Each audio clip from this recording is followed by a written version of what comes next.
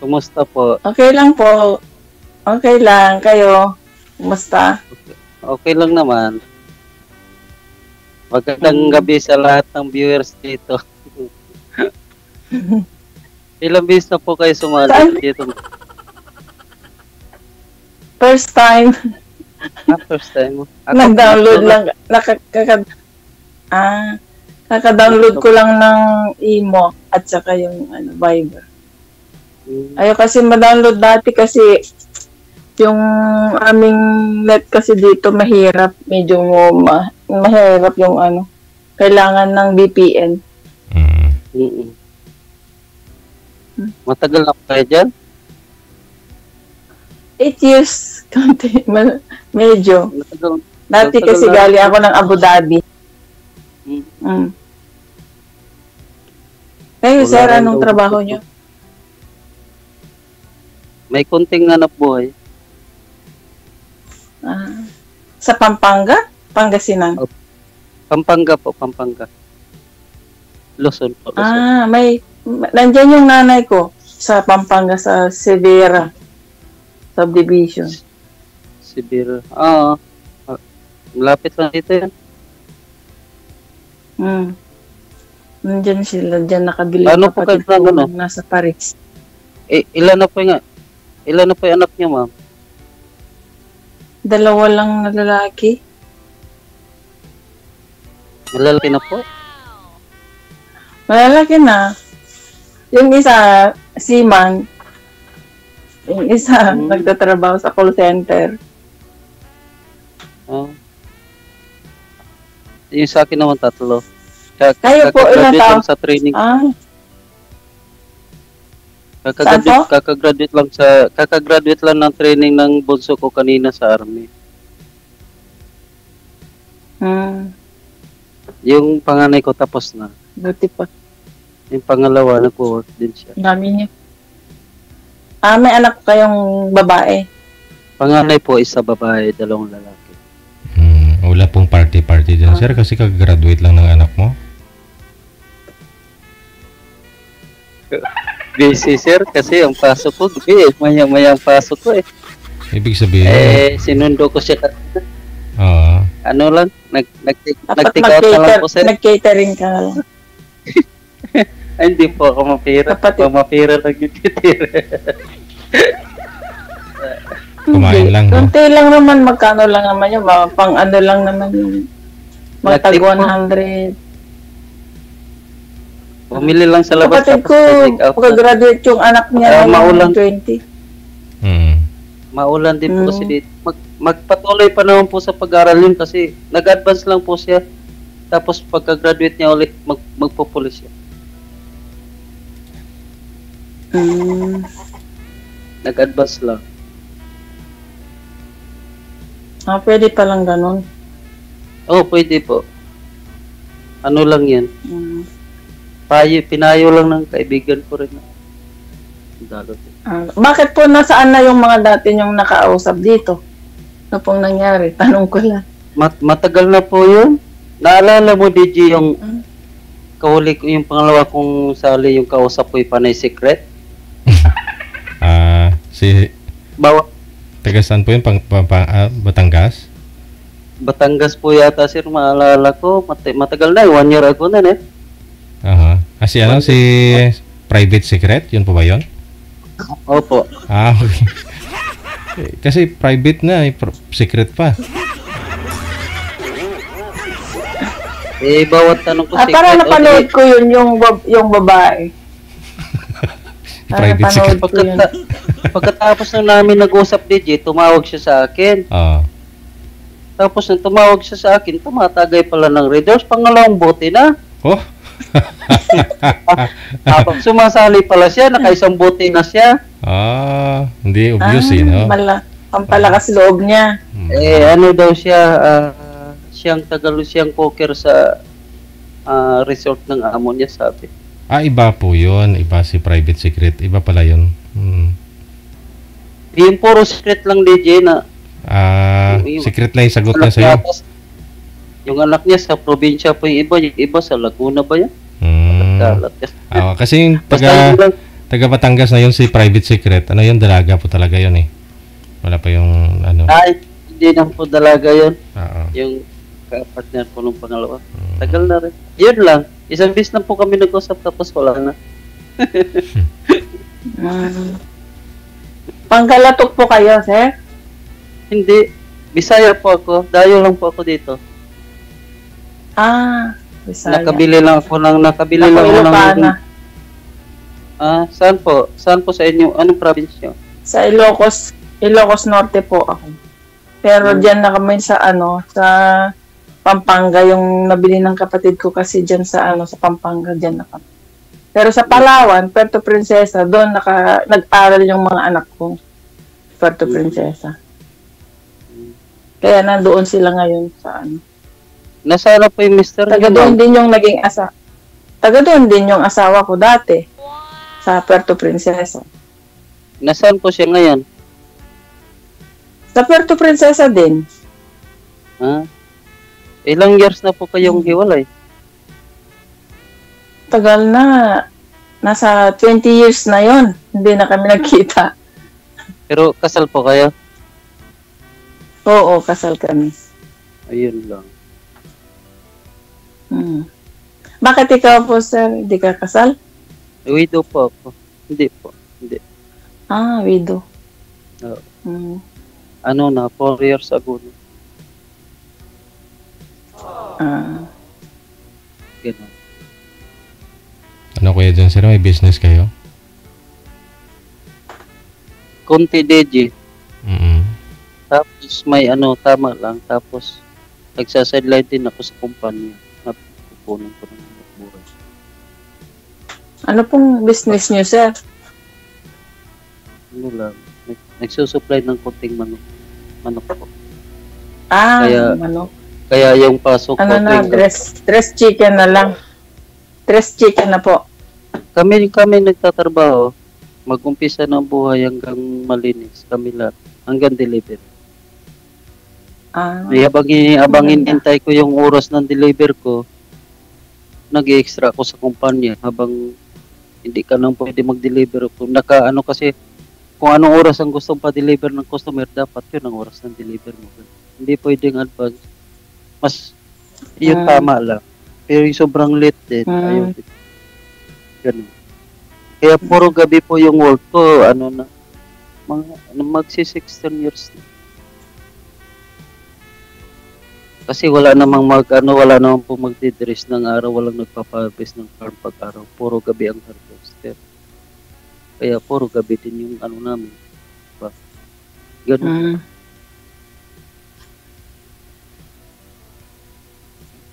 Tanong po kayo. Mayroon pa. Ilang taon na po kayo? Wala akong maano. Ilang taon? 53. 53. Oo. Konti na lang. Konti na lang panahon magpipensyon ka na. Oo. Bata pa pala kayo ba nag-asawa? Oo, medyo. Medyo, sir. Maganda naman po yung buhay ng anak ko. Pagkahirap pa kayo dyan, may gira dyan. Bago lang naman siya nakaalis nung mag 2 years na. Magbabakasyon na siya ngayong September. Magbabakasyon din yata ako sa December, kami ng kapatid ko.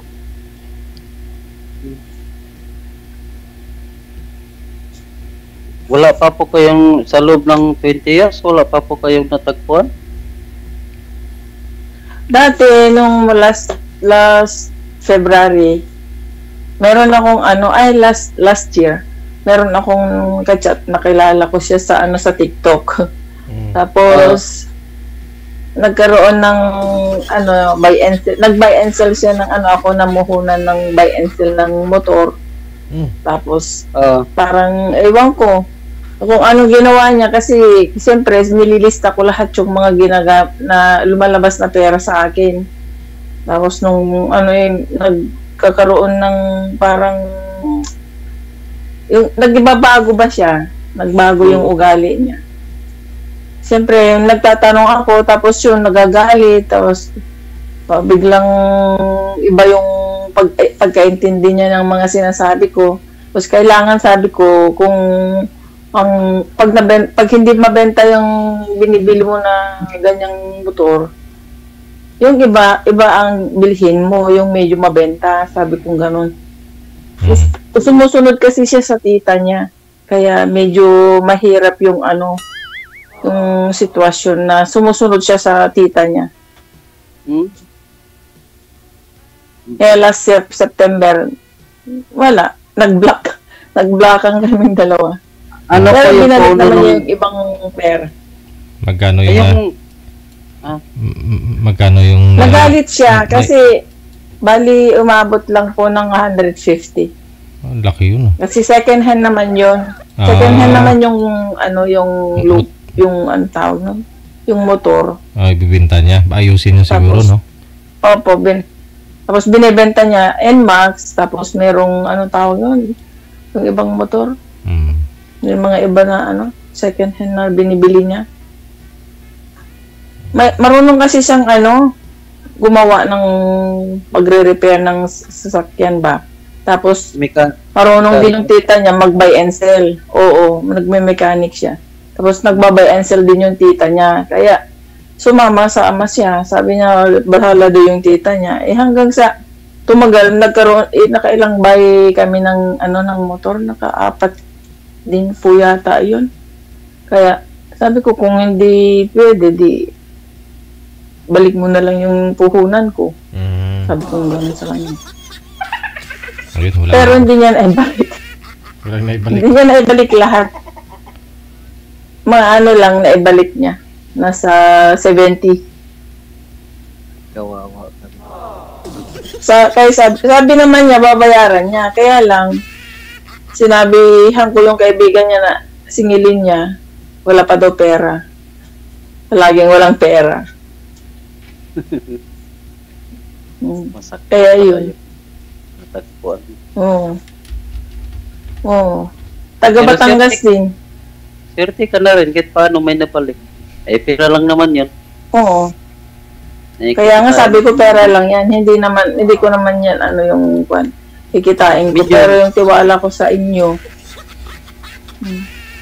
Medyo masakit nga lang isipin kasi pinaghirapan mo yun. Pinagpaguran mo. Yun lang. At saka tiwala po sa kanya. Pinagkatiwalaan ko sa kanya. Ilang taon na po ba kayo nun? Aso na husky. Ano po? Pati aso. Ilang taon na ba kayo magkarelasyon nun? Ilang taon na po kayo magkarelasyon nun? Magdalawa pa lang dati. Magdalawa pa lang po dati. Magdadalawa pa lang yun. Iwan ko kasi may sakit yung tatay niya noon, nung time na yon. Tapos, siyempre, pag nagtatanong, parang nape-pressure. Ewan ko, nasama ako sa niya. Pero hindi dapat ganun kung talagang totoo siyang kasamang... Parang na-stress na. Kung isipin niya sa... Apo. Stress daw sabi, pero hindi ko naman expect na kasama na yun sa stress. Iba naman yung aming. Tumutulong naman ako sa kanya kung ano yung... Nahuli pa siya sa dahil yung isang motor na binili niya yung NMAX, hindi rehistro. Kaya nahuli siya ng LTO. Ako na naman ang yung mga yun, mga malilit na bagay, hindi ko naman sinisigil yun. Problema lang kasi may siya. Nagkita na po ba kayo noon bago ka magtiwala? Hindi pa rin. Sa lang, sa TikTok lang, LDR po yun. Nanonood po kayo TikTok? Dati, ako ng TikTok kasi yung kakwarto ko dati, halos umaga na yun natatapos kaya hindi ako nakakatulog. Kaya sabi ko, mag-TikTok na lang din ako. Baka mapanood nanonood lang ako dati. Baka mapanood niyo pa ako sa TikTok. Araw-araw ako halos nakanta sa live. In-invite ako. Ay, hindi na po ako nagti-TikTok. Uninstall ko na yung TikTok ko. maingay nga lang sa akin sa lahat, video yung gamit ko. Yung mga friends ko naman, sing along lang. Diplo. Halos araw-araw ako nakanta sa TikTok, magsawa na Hindi lang. na po ako nagtitiktok eh. Kaso mahaba yung oras ting guli. Pagka may time lang yun, pero halos araw-araw nakanta ako pag in-invite ako ng mga friends ko. May TikTok account din po ako. Oo. Dito po kayo, kantahan nyo si ma'am, sir. Libang. Ah? Kantahan mo si ma'am.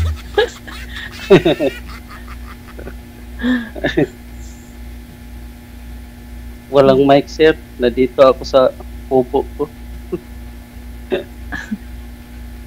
Maganda daw dyan sa Pampanga eh. Diyan yung kapatid ko, yung mga anak nag-aaral. Maganda. Pero dito yung kasi- may-ari ng bahay, nasa Paris yung anak niya, dalawang anak niya, lahat sila ng pamilya nasa Paris na sila. Maganda Ang po isang dito kapatid sa ko lang. Pampanga. Kasi kung pag nagutom ka dito, matamad ka na lang. Nandito na kahit anong samot-saring trabaho pwede. Tsaka,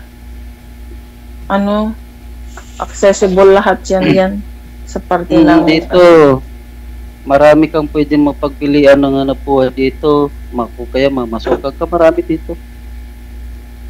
Sarili pong bahay ninyo yan? Ang daming business eh. Kobo lang po to. Nakabili lang po ako ng malit na lote dito. Lote pala. Sarili po namin, sarili. Plano din namin ng kapatid ko pag uwi ng bibili ng lote. Maliit Ano po na bang tatayuan ng dyan banda. Ay, kung naabutan mo sana isang lote ko, sa'yo ko na bininta. Magkano po ang dyan, ang per square meter? Yung dito, kasi titulado po ito, kailan ko lang nakuha yung pinatransfer ng may-ari sa akin yung titulo nung nakarang buwan lang. Kasi matanda na may-ari, gusto niya ba ay patransfer na sa amin lang. Yan ang mga nakabili dito. Sila na po pinalakad ko lahat na sila nang nag-process lahat-lahat. Wala na akong pagod, nagbayad ako ng 85. Yun lang sinigil nila. Isang lote? Dito sa lote. Sinukat mo na to. Isang lote? Ilan pong square meter yung isang lote? Hindi po sa titulo lang po yun. Yung binayad ko. For title pa lang. Kasi ang lote po, magkano? Dito, nakadistansya, malapit lang po kami sa bayan. Walking distance lang, pero... Per square meter daw, sir, yung tinatanong ni ma'am. Yung ring sa ngayon, nasa pinakamababa 3.5 per square meter. Hanggang 5K. Yun, basta titulado po. 3.5. Pero commercial area po siya? Commercial po, tabi ng daan.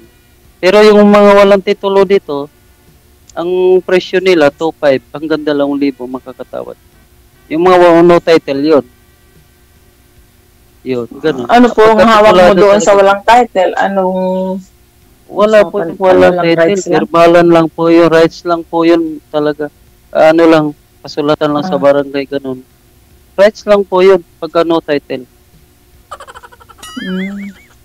Hindi katulad ng may title po, may titulo, magbabayad ka ng tax a year. Every year ka magbabayad ng tax. May lupa kami sa Palawan, kaso malayo sa Puerto Princesa. Ano po ba yung ano po yung alam niyong business? Ano po yung alam niyong business? Magiging plano. Meron kasi akong kinuha ng franchise ng yung siomai. At saka may mini grocery yung kuya ko kasi kaya kailangan namin ng mayroong konting medyo accessible at saka yung lupa na pwedeng patayuan ng bahay at saka pwedeng maging grocery sa baba, ganun. Parang ganun. Nasubukan niyo na rin po mag-manage ng business, yung alam yung sinasabi niyo. Oo. Nasubukan niyo na? Oo, meron po naman guide yun. Madali lang din naman para pwede po sa online yun. Hindi na mahirap yung siomai. madali po siyang saleable po kasi siya. Saka ready na po siyang makuha online yung yung mga products nila. Kailangan kung gusto mong kita na maganda, marami kang vendors. Ganun. Sa simula po, sa ganun talaga po yung sa simula. Magsisimula ka sa kahirapan din hanggang sa makuha mo din yung ng tao na maging suki ka nila, ganun. Ano po ito Dati kasi ako nagtrabaho sa sa hotel sa Abu Dhabi. Nagpunta ako dito kaya kala ko maganda dito. Okay naman dito kaya lang nagkaroon ng gera nung time na pagdating ko dito, malaki yung yung value ng pera nila, parang 1:1 ng pera sa Pinas. Kung sasahod ka ng dati dito ng 100K, umaabot din yun ng pera mo yung 80K, ganun. Kaso ngayon naggera, tapos na pigpitan, medyo mahirap. Bumaba pa yung currency nila. Mahigpit pa po dyan ngayon.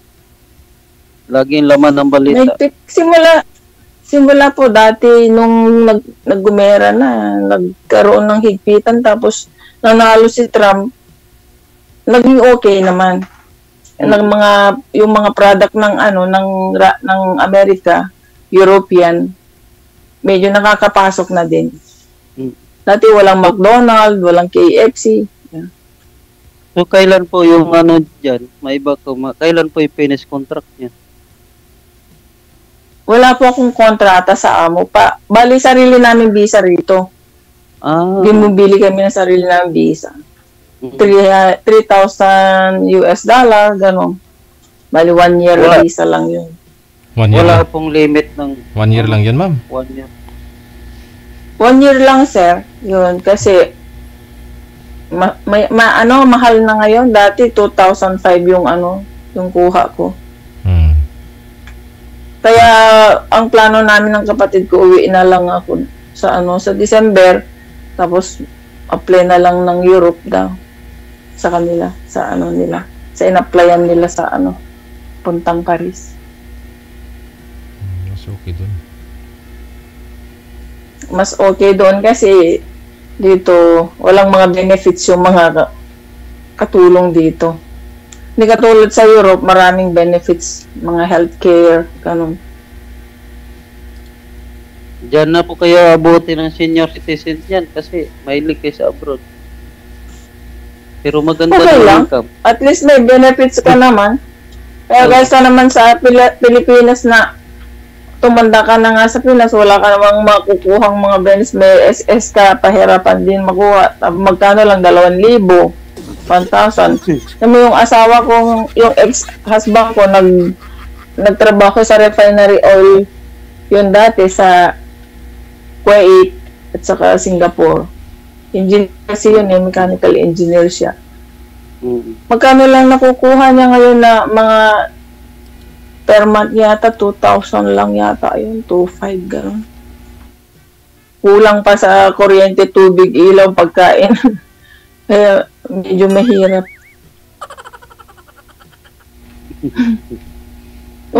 Mag-stay ka nga, yung tiyahin ko nga nagtumanda na sa Hawaii. Saka lang siya umuwi nung malapit nang mamatay. O mas okay yun kasi may benefits pa. Galing sa umuwi siya nung malapit na ilang buwan lang siya, 5 months yata siya nung namatay siya, bago namatay. Kaya mas okay naman kaysa dyan sa Pinas, gutom ka pa.